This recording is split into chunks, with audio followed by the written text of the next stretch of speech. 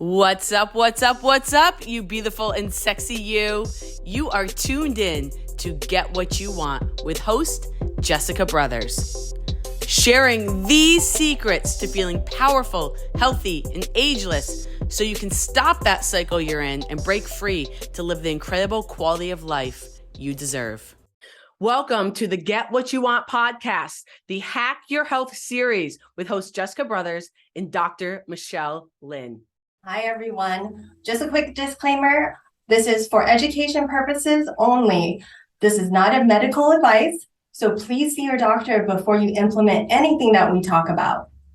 Thank you. Enjoy the show.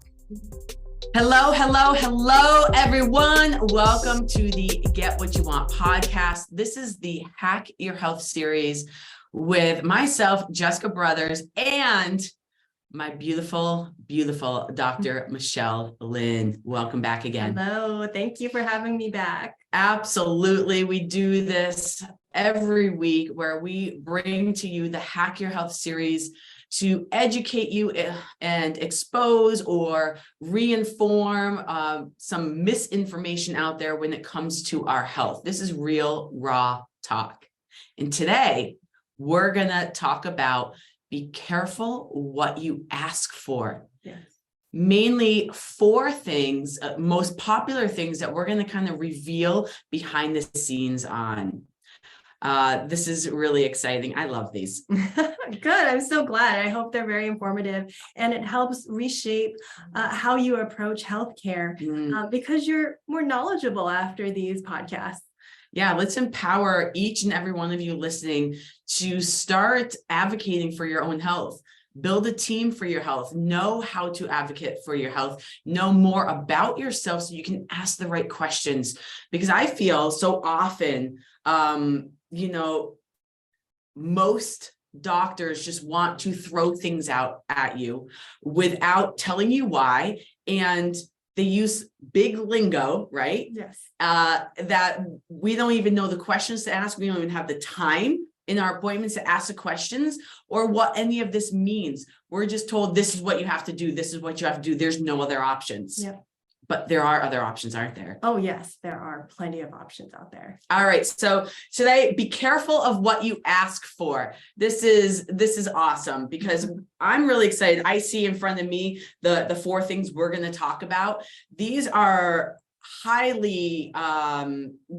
topics that you have probably encountered all four of them in some way, shape, or form. And we're going to educate you on them today. Yes. So let me give you a little bit of background of the doctor's medical training, what our expectations are, how corporate medicine is set up, and the assumptions that we walk in with as doctors, and also the assumptions that you walk in with. So first off is that corporate medicine is set up in a way that is very fast paced. It's 15 minutes is how we're trained, 15 minutes per patient. Wow. And that, in my opinion, is not enough, especially if you're running into urgent care when they don't know you. So, maybe it's more possible when the doctor does know you and we're covering something simple. But overall, 15 minutes is a very hard time limit that corporate medicine puts on doctors. And it has to go back to money. So the doctors are trained to get as much information as possible in that time limit, give you either something to fill your time with while we find out what's going on, or something to just moderate the symptoms that you're having until the next time they see you. Because some of these things, or most of these things, require time. And the assumption with the doctors is that they're coming in and they're going to give you something to mitigate the symptoms that you have. So that's the assumption that the doctor is going in. Oh, they have a runny nose, I'm gonna have a prescription for that. They have a cough, I'll have a prescription for that. Maybe it's imaging too. I'll have a chest x-ray for that. So that's what they're gonna do. If you say, oh, I have something growing on my back, they're going to cut it off, whether or not that was your plan in the first place, but they may just automatically suggest that. So when you walk in, you're probably thinking, okay, the doctor is going to advise me on what to do next, what's available. Sometimes people walk in hoping to get an antibiotic immediately when they're sick, or to get pain medication, or to get mood modifying medications because they're going through a hard time. So I would say with expectations need to change on both sides. There needs to be more listening that goes on. And then you can help yourself, because not every doctor listens to this podcast, but you can help yourself by advocating for yourself and helping the doctor make the decision that is right for you. Yeah, absolutely. And I know for me, wherever I'm at, if I'm getting a ton of information, I have to digest it a little bit and kind of process it before questions come about. And if you're given 15 minutes where a doctor is coming at you with all types of information and then tells you this is what you have to do to mitigate it, right? Where is there time really to kind of digest and process before you're kicked out of the room, or they leave and you have no time to actually understand what is really going on, and furthermore piece together questions to get that understanding, right? So today Dr. Michelle is going to share again 4 top topics that we're going to really just dive a little deeper on and help you understand, so that when you're faced with these, you're more educated, you're more empowered, you can understand maybe the questions to ask, and maybe even possibly come up with some of your own solutions too. Yeah. Great. So what's the first topic? So the first topic is for cold and flu season. Oh, perfect.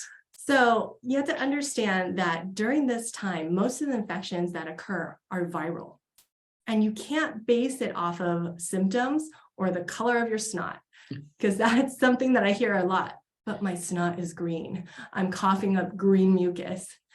That actually comes from your own immune system doing its job. It's getting to your mucous membranes and attacking whatever decided to grow and attack your cells. So don't use that as a marker for I need antibiotics. We have a problem with antibiotics currently. We're seeing resistance. So as someone gets older, they can end up with major infections in the hospital, and most of the drugs don't work. And that is frightening because once we get to the higher level drugs, they harm the kidneys, they can harm the liver, they could have other side effects that are just very undesirable. So antibiotics are really left to timing. If you cannot beat what is going on in the next 7-10 days, then maybe we could consider that. If you are immune compromised, that's a little different. We'll probably be more aggressive with it, but you are still at risk for having what we call multi-drug resistant organisms. Wow. Yeah. So it's not to say that you can't have antibiotics. It's just to say be careful of when you ask. And a lot of people do pressure doctors to get antibiotics right away. And that is not helpful to you.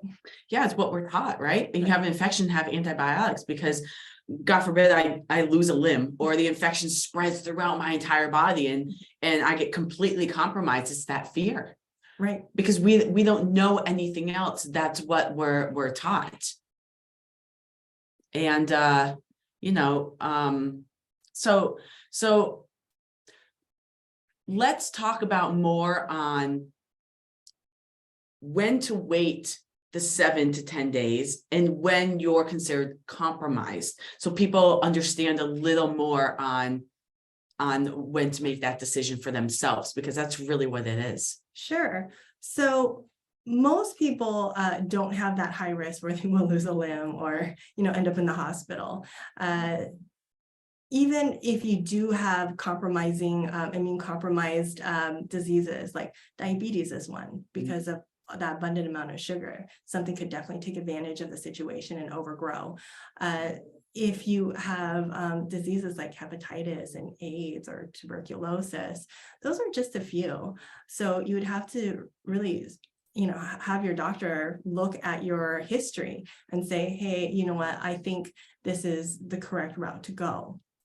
But in the meantime, for the rest of us, it's important for us to get the mucus out of our face in cold and flu season, which means, saline rinses with like a neti pot or one of those high flow saline rinses, not just the ones that you squirt and then blow your nose. That's not high flow enough.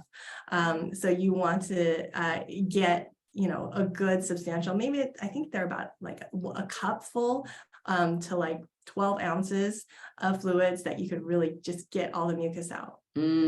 I've actually seen people make their own at home with water and salt, and run it through their nose, and so you can do that. That's a home remedy. It's free. It's free and it's healthy. It's good for you, right? Yeah. So how would one go about making one of those? So everybody's a little bit different as far as the salinity that they tolerate. The easy way is I send people home with NeilMed. NeilMed gives us a bunch of bottles as samples for our patients, and it comes with a packet. So you could buy the packet of salt.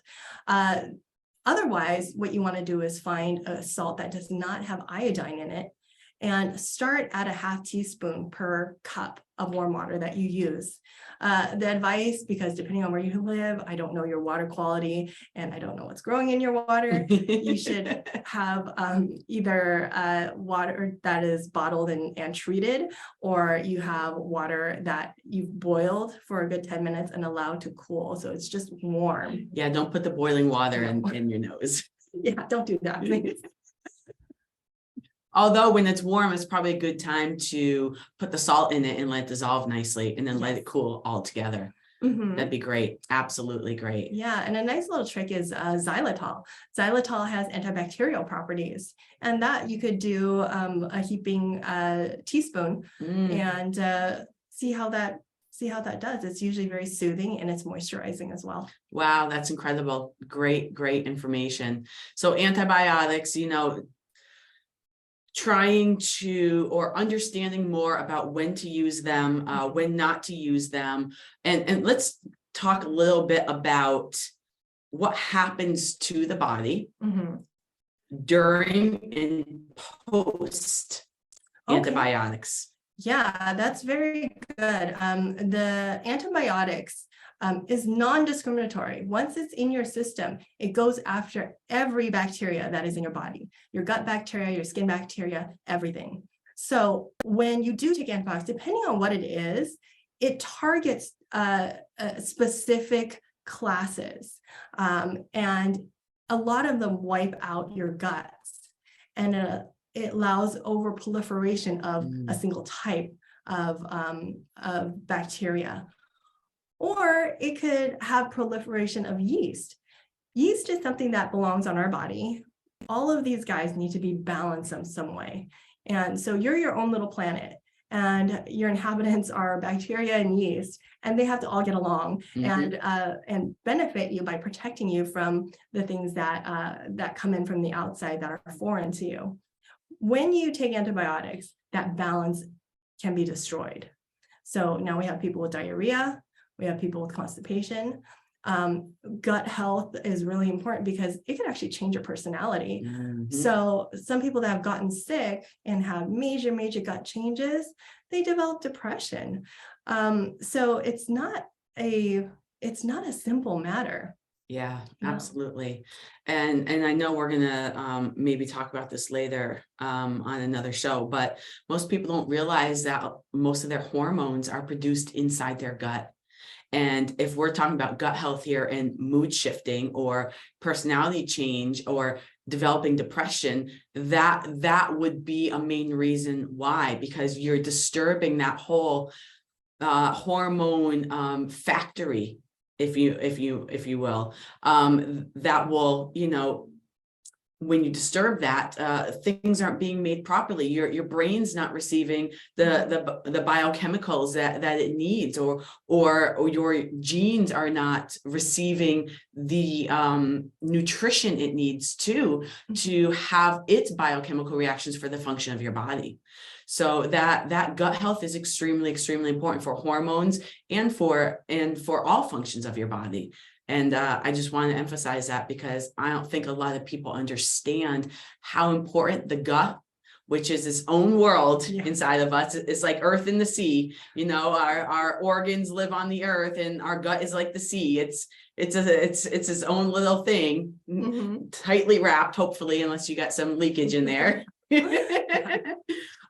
So what happens, long-term effects of maybe just one-time antibiotic or overuse of antibiotics? What kind of long-term effect can that have? So long-term, having that gut biome disrupted, it can give you just all kinds of GI problems, like food intolerances. It could give you diarrhea or constipation long-term. It can also make you immune compromised, not in a way that is actually detectable in a lot of the tests that we have, but you'll just notice that, hey, you're just in like a constant or repetitive malaise. And the disruption is just so profound, but we can't put our finger on it in modern medicine just because we don't have the type of test for it.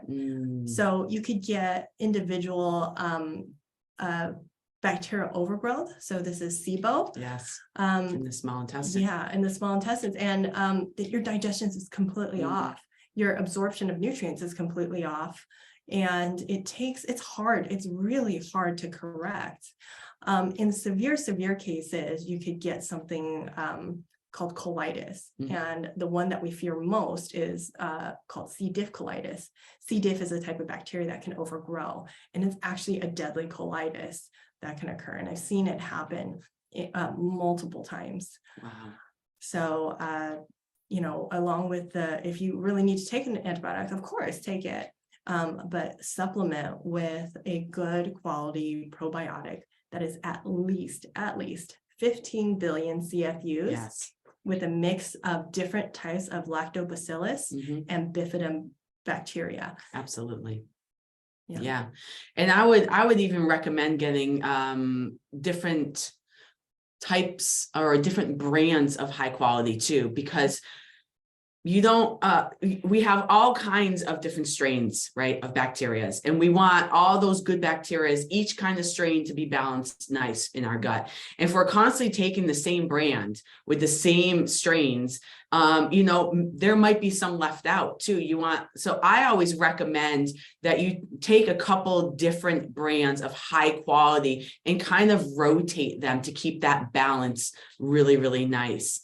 And this, I'm going to ask about this because this is what I've come to realize, and the research has shown me that we should not be on a daily probiotic forever. We should cycle on and off to be the most effective. What are your thoughts about that? I think that's absolutely correct.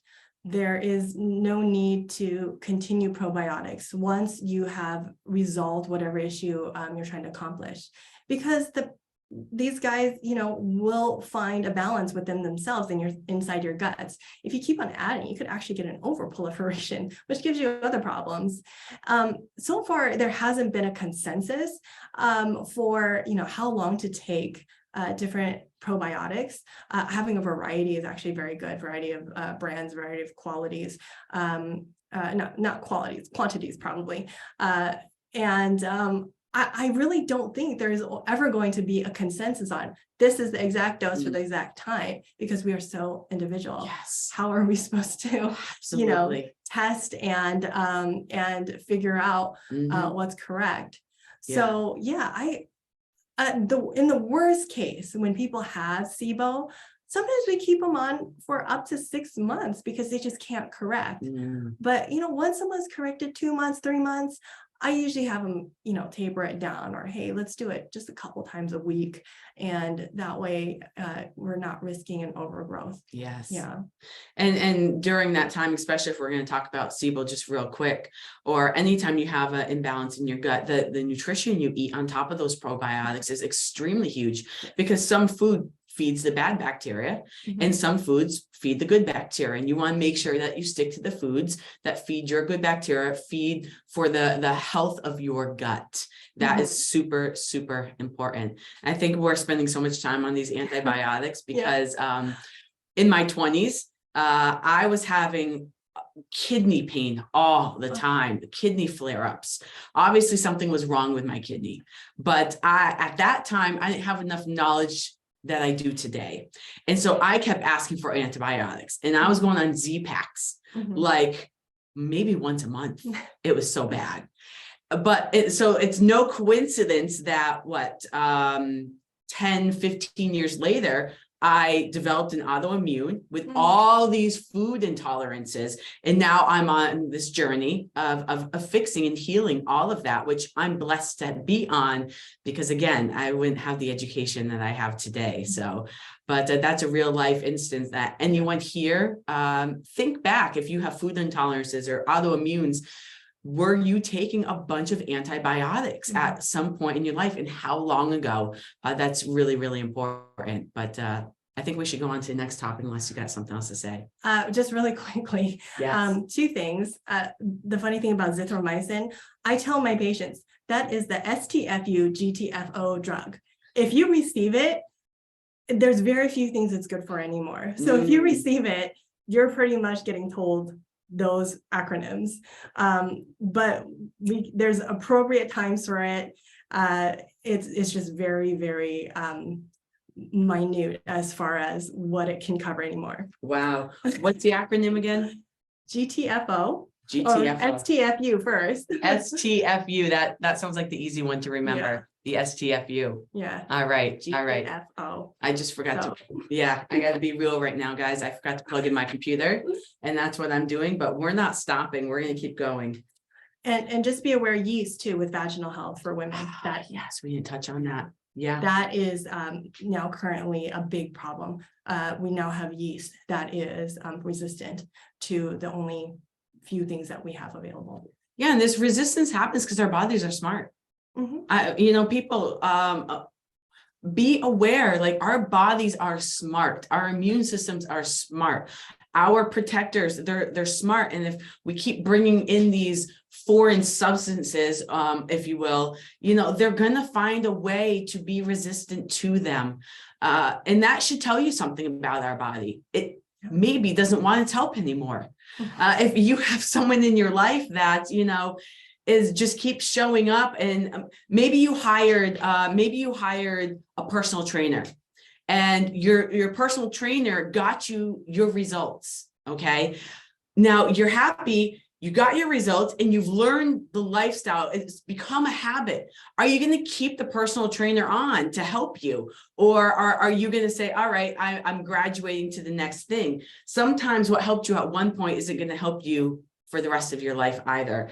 And if your body's telling you in a way, whether that's a relatable analogy or not, if your body's telling you that it's being resistant to something, think more about how and what you put into your body, whether it's the stuff you rub on your skin, the candles you breathe in, the cleaning products you use, the medicines or pharmaceuticals you put in your body, or are you putting good, clean, holistic food in your body, in your environment, in your eyesight, in your ears? It's really, really important, because your body will start rejecting, and it will come up in ways that you're probably feeling right now, today. Yeah. Yes. Great. Next one is pain meds. Yeah. Let's go. Okay. So I'm going to lump pain meds in with also the mood drugs. So pain.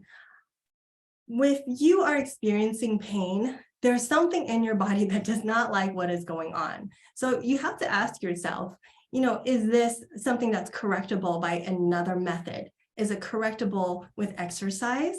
Is it correctable with heat? Is it correctable with menthol? Is it correctable with body work? Go to those first before you start popping pills, even over the counter. Some of the over-counter medications are some of the worst offenders as far as side effects goes.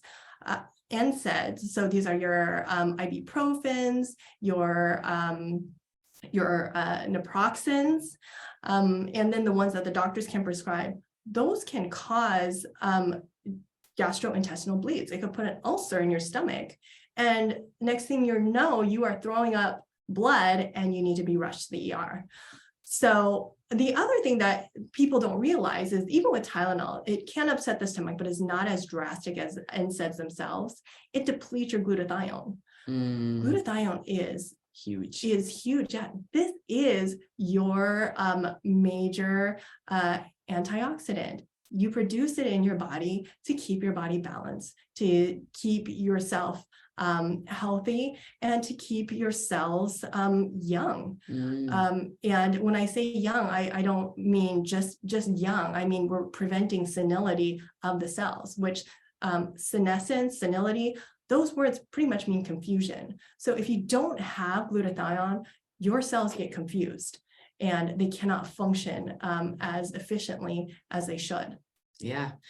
What people don't know about methylation is the end product of methylation, besides CME, but CME actually turns into glutathione if everything is functioning properly. Yeah. If everything's not functioning properly with your methylation cycle, your body's not producing enough glutathione, and it's trying to be pulled back into your methylation, and there's not enough left over for your body to detox or inflammation too. And exactly what you said, it becomes an issue for cellular health and communication between your cells as well. And so that's very, very big. Another reason why methylation. Yeah, methylation is definitely very important, and you don't want to disrupt that, and you don't want to take away the product of what methylation does. It's part of the senility and senescence. You don't want that to occur in your cells. Absolutely. So yeah, and then the next, after you wear out what's available over the counter, you go to your doctor and they can start prescribing opiates. This is very scary because what we know about opiates is that, number one, you get addicted. So that's not news, but you also can become tolerant and develop pain because you are on opiates. So it just exacerbates the pain, and you want more and you want higher doses, and you keep on going because of the way the mechanism is. It's almost like a self-fulfilling prophecy where you get on it, you become resistant, and then the opiate itself makes you perceive more pain because you have more receptors coming up to receive the medications and to also perceive pain. That now we're on a slippery slope to just a horrible and depressing cycle. And a lot of these eventually end up in death, because as we take more and more opiates, it starts shutting down our ability to breathe. And so it's a very scary thing, and I don't think it's being talked about enough. And we also give it out probably a little too easily. Yeah, I agree. And I think a lot of people listening can relate on a personal level, because either they or someone they know close to them was probably addicted to some kind of pain medication or opiates that was prescribed to them. I think we all know that big epidemic that happened with them. And even after that, it's not talked about enough. We're not educated enough about them. But if you're going to cut off your breathing and you know that, you're probably going to be a lot less likely to say yes to it. Or knowing that, you can then turn to the next person and educate them or inform them of that. And that creates that spread, that ripple effect of spreading the correct information so we all can be rulers of our own health. That's huge. And I love the fact, once again, I heard the word resistance in there, the body building up resistance. And yeah, creating more receptors for that. That's huge. I think that probably opened up a lot of eyes for people, because now they're understanding why it becomes addictive and how it really harms our health, because most people don't know that information. And instead they're like, oh, doctors say it's okay, it's all over TV, and it makes me feel really good, and that's the criteria that they use to say yes to it, instead of the other side of it, which you are beautifully explaining here. Oh, that's good. I just hope that that it is used less and it's asked for less, that we really try to discover other things, but also prevention too. If you know you're prone to arthritis, you have a family history of it, if you have sugar problems, if you have weight problems, those predispose you to inflammatory type diseases like arthritis, to be preventative about it. Then we're going to see a lot less use of over-the-counter and prescription pain medications. Yeah, absolutely. And I just want to say that if you have a family history of something, it means you have a break in your genes that's been passed down and passed down and passed down. They're creating those pathways to those diseases in your body. And I love helping discover those clumps of, genes that are not functioning in the way that you want them to, because a lot of people think we are destined to our genes. No, they are a roadmap for sure. We are given them, but we get to shift that GPS in which they follow. And I just want everyone to understand that we are not destined to our genes if we choose to re-choose a path for them. And we have the power to do that. So that's beautiful. If someone is wanting to do prevention, okay, what are some good things we can do? So making sure that you stay strong. A lot of the pain that occurs, especially back pain, outside of an accident or something very traumatic happening, it has to do with weakness in the core. So if we could stay strong, I always advocate weight training over cardiac workouts, though you should have a good mix of both, and we could get into that at another time. But if we stay strong throughout our lives, we have a balance between the muscles that push and pull, and that allows our spine to be healthy. Our knees take on 4 times the amount of weight that is above our waist.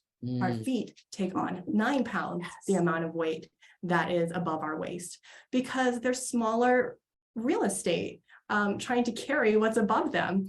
And so if we be mindful to manage our weight so that it's healthy, and this has to do with body composition, but also I have a huge bodybuilder population, and I do have to tell them too, hey, this weight isn't suitable for your joints, and this is why these things are happening. So it doesn't matter body composition wise, sometimes like the amount of weight that goes onto these joints are just not healthy. But yeah, stay strong is the best advice I could give. Posture. People don't realize how heavy their head gets as they age because it comes forward and it's no longer balanced over the spine and over the hips.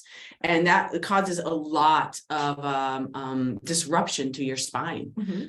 So that is why posture is so big. And going to see a well-educated chiropractor or someone who understands posture and the way alignment needs to stay throughout your years as we go around this world, or around the sun in this world, is really, really important to keep that posture corrected for the best health of your joints, your bones, your muscles too. I mean, even your nervous system, because it's all connected. Yes. Yeah, posture is secondary to your strength or weakness. So if you start to show a bad posture, it tells me that you have deficiencies in your muscles, in your muscle balance, or in your strength. Yes. Wow. That's great. That's great. So along with this, I wanted to also bring in other controlled substances like the anxiety medications and the depression medications. So my rule for this is, if you know why you are depressed, if you know why you are anxious, the likeliness is you do not need medications. Of course, there's times such as, feeling suicidal, that we might want to explore this a little further, because if you're not present, it's very, very hard to treat you for what's going on. So once again, this section, it's very individual. If you need help, if you're feeling suicidal, it's 911 immediately, so you get the care that you need. But otherwise, bad breakups, even things that are extremely, extremely devastating, like a death in the family, I highly do not recommend that you take anything to mask the sorrow that is occurring. You do need to grieve, and you need to grieve it appropriately so that you can develop closure for yourself and be able to move on and not let that haunt you for the rest of your life. Yes.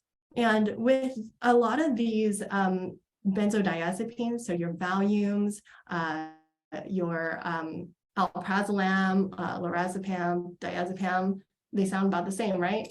So everybody in that class has an ability to also cause addiction. So you want to stay away from these until you're really at a point in your life where things are not correctable. And I'm talking about end-stage diseases, where you're looking at hospice placement. That is a time when it is appropriate, outside of psychological diseases. But if you know why things are happening, let's try to stay away from those, because those can actually change who you are as a person. Yeah, absolutely. Absolutely. I'd love to speak a little bit on depression medications, because I've come in contact with many people on antidepressants. And the common reality to them is they feel numb. And again, going back to our gut and how the hormones are made, if you are clinically depressed, your biochemical for the serotonin is not, your serotonin is not being produced, basically. And this is something most people don't understand about depression medication. Now, if your serotonin is not being produced an adequate amount for you to feel happy, that means it's inadequate and you feel sad or depressed. So depression medication, you would think, would actually have you produce more serotonin. Makes sense, right? I know that's what I would come up with if I was trying to solve the issue, but actually that's not what it does. It rations. It's an SSRI, correct? Yes. And so it's an inhibitor, meaning what it does is it takes the little bit of serotonin that your body already produces and it rations it. It says, okay, you can have a little bit now, a little bit now, and a little bit now, keeping you in that depressed state, but just giving you a little bouts of it over time instead of your body producing it and then not producing it. So it just rations it. And it doesn't actually solve the issue, the root cause of your body not producing enough serotonin. And most people also don't know that you're only supposed to be on depression medication for what, a tops of 3 to 6 months at a time? Yeah, ideally 6 months. We say, literature says a year, but it becomes tougher and tougher to come off of it the longer you're on it. Absolutely, absolutely. So what I've learned in genetics, especially in the methylation, if you're just having bouts of depression, then your MTHFR gene is not functioning properly. And we can help that function properly. That's the start up, the catalyst to your methylation process. And by activating that methylation to be consistent, those bouts of depression kind of subside. But if it's severe anxiety happening, then you have a deeper level of genes not expressing properly, and that hormone factory is not turned on properly. I know that has a lot to do with hormone balance, obviously, and more of why Dr. Michelle here has a beautiful specialty in taking the panel of hormones and creating bioidentical, because it's so important. But instead of going to something that actually does not treat a root issue, as we just discovered here, let's get to the root issue. Let's look at a proper hormone panel. Let's look at our genes and see where we can balance things out so our body can return to its homeostasis in that aspect. Yeah, I completely agree. Yeah, the rationing comes from the uptake. So the receptors are not using up the serotonin, so it kind of stick around. But the hormones are very much dependent on nutrition. So if we could have a good nutritional balance, our hormones are going to be healthy enough to take care of our chemical balance in the brain. So things that you should consider are, what is your B12? You know, what is your vitamin D? D3 in specific for supplementation. And then the D3 that is tested is a D25 hydrox.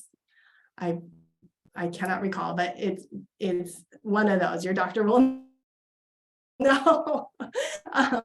But so there's your B vitamins too, because your receptors are not just like little hands that could just grab on to whatever's out there. It requires the hormones to do the signaling. So your nutrition is going to help your hormones to be able to get to the right place to make the right signals. Yes.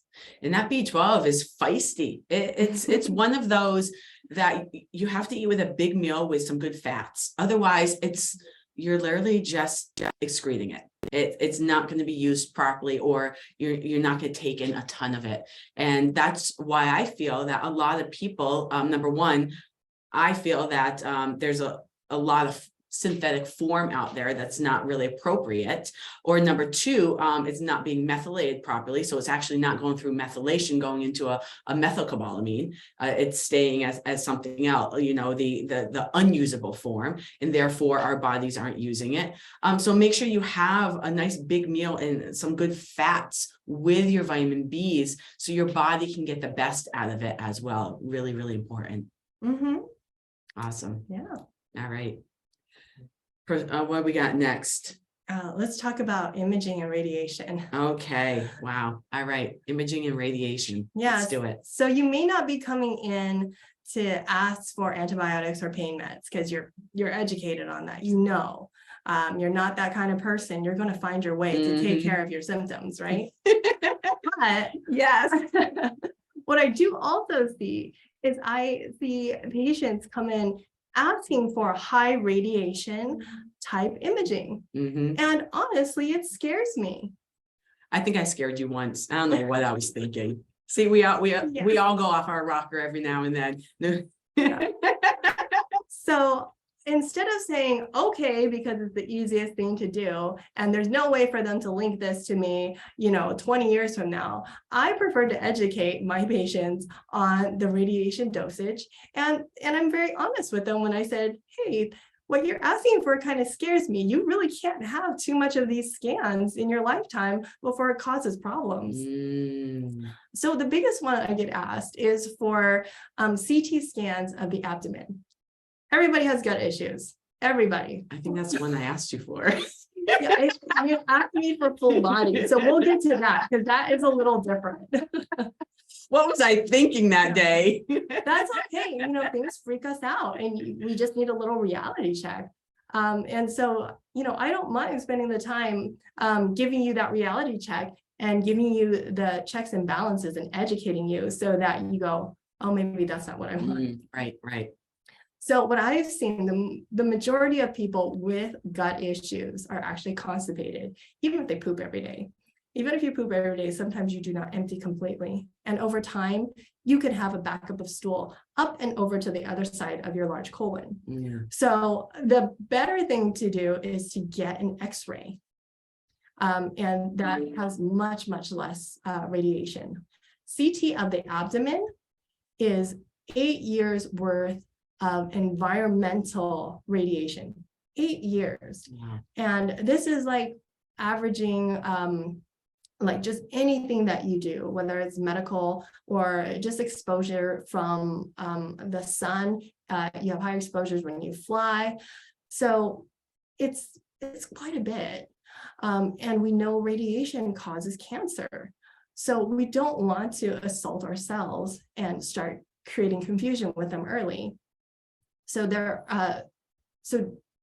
although there are appropriate times for that, maybe if your symptoms are milder, we may find something else to do. For sure, Yeah. for sure. And, buildup of radiation can happen in our body, obviously. I mean, even down to all the stuff from our electronic devices that can also build up in our body. So making sure that your body is detoxing properly, eating the good foods, staying away from the foods that contain more toxins. It's really, really important. You want to make sure, and that this is where glutathione comes into play too, because glutathione can help, rid our body and detox our body as well. So really, really important. But so it's not just the damage from, the drugs that we intake, but it's also the damage of the frequencies we put around our body. And yes, that's in our environment. Some things, we breathe air, we drink water, and we intake that stuff on a daily basis. So by being more educated on other ways we can omit it or make more positive choices for ourselves in ways that maybe we don't need to introduce it through antibiotics or these pain meds or through X-ray or the procedures, the imaging. Thank you. You're gonna really, these small little shifts are going to make a huge impact in a positive way on your health. It's the little things I have found. It's the incremental, the little things that compound into very, very large results. So it's not about the big overnight shifts that you think you're going to do, because we don't change our life in one night. It's not the big things that equal big things. It's the big things that, in my eyes, we end up stopping and having to start over again. It's that yo-yo cycle. When we can shift our mindset to understand that's these small changes, little by little, that add up to the big results of what we desire, what we hope, what we dream, what we know we deserve. That's when the real shift happens for us in our life. So, yeah. So along with imaging, we find things called incidentalomas. Oh gosh, okay. A doctor kind of colloquialism that we've made up, because we're not all created the same. Colloquialism. So it's like that's the first time I've heard that word. Yeah, it's like jargon. Oh wow, I like it. I'm totally looking that one up. Maybe I made that one up too. I don't It's know. okay. It's under the Dr. Michelle dictionary. So Jessica, in your case, you wanted an MRI because that doesn't have radiation. Got it. It's an imaging through magnetic resonance. Is that what I asked for? Okay. I feel so bad about myself now. Yeah. And so you didn't want the radiation. Okay. But here's the problem with asking for a full body MRI. Mm-hmm. We are not all created the same. That is the truth. So some of us have a little bleb of extra thing here. We have a vessel that looks a little different from most other people. Some of the things we know medically, like some people produce different bones in their cranium, and we've actually named them and classified them, and we could tell you which cultures or which races they come up in more. But there's a lot of things that aren't categorized. So when we do a full body scan, sometimes we see little extras that we don't know what they are. And of course, the first thing that comes to mind is cancer. So what are we going to do? Do we go after it with a fluoroscopic or ultrasound guided biopsy? So are we going to poke something that's around your kidneys to figure out what it is? Do we re-image it again later on? It creates a lot of problems. And now all of a sudden you have the $1 million workup, you're freaked out, and we're chasing a bunch of nothing. So this is why it's not recommended that we do a full body scan, especially someone that's healthy. A full body scan is really reserved for people that have a known cancer. And we do different modalities, not only MRIs, to make sure that we are looking for the right thing and not being confused by just extra blebs and vasculature that can occur that's perfectly safe and natural. Yeah, yes. And it's just more verification that we are all so different and so unique on the inside. And that's why no one thing, especially when it comes to nutrition, works the same for everybody. We all are so unique. We have our own code, right? Okay. And how that code expresses is unique in itself. And that is why we really need to understand more about being aware of our body, our moods, our symptoms after we eat or after we introduce something new to our life. We need more awareness of ourself. And we need to do less of basing ourselves off of other people. When you come back to yourself and you become more aware of yourself and make more decisions for yourself, you're going to be a much happier, healthier being, 100%. And so I love this talk, Dr. Michelle. Is there anything lastly you'd like to share before we send everyone off? I know it's been a long one, so we appreciate everyone, all your time. This is great value for sure. No, that's pretty much it. Just make wise decisions. Be careful what you ask for. Yes. And it's okay to search things and look for things on your own. Absolutely. Absolutely. And feel free to reach out to either one of us as well. If you have any questions, we will help direct you in the right, answer as best to our abilities as possible. We're here to help. That's why we get together and we do this. We really have a huge mission to spread proper education to empower people on their journey of a healthier you. It's really, really important to me. I know it's important to Dr. Michelle. Yes, absolutely. I don't want to speak for her, but yes, I know it's really important. So everyone, thank you once again for listening to the Get What You Want podcast, the Hack Your Health series, special series with Dr. Michelle Lynn. Everyone, rock your day, own your day, love yourself today. Until next time, adios. Bye.